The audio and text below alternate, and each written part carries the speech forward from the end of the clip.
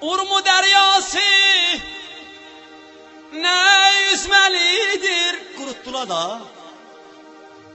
Urmunun pazarı ne gezmelidir?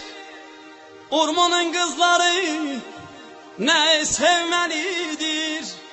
Seni değiller, beni değiller, seni değiller, seni değiller, seni değiller, seni değiller, seni sevenler, seni değiller. Yaşa ağa, hamı bəsətən yox hala.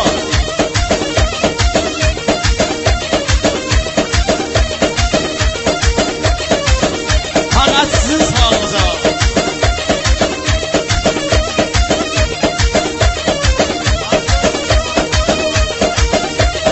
Kada günlərdir İsmaillər sağlığına, Abbas Bulağlar sağlığına. Yaşasın.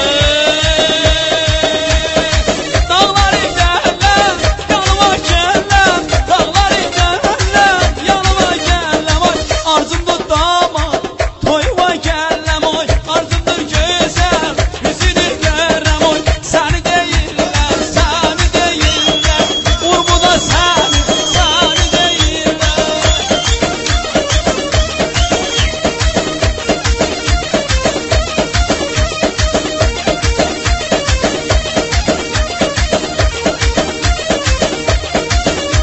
Ha, onu doldur görüm, ətraf oynayacağım. Vay vay vay vay vay vay vay vay. Yaşasın.